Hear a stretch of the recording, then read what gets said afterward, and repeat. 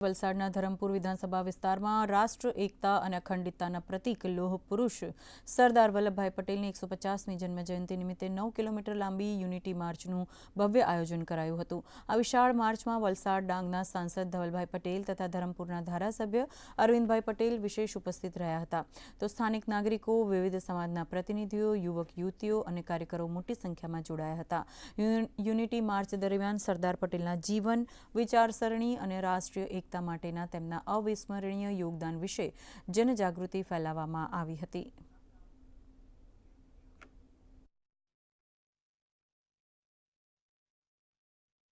રાજ્યમાં સરદાર વલ્લભભાઈ પટેલની 150મી જન્મજયંતિના અનુસંધાનમાં વિધાનસભા વાઇઝ યુનિટી માર્ચ યોજવામાં આવી રહ્યા છે।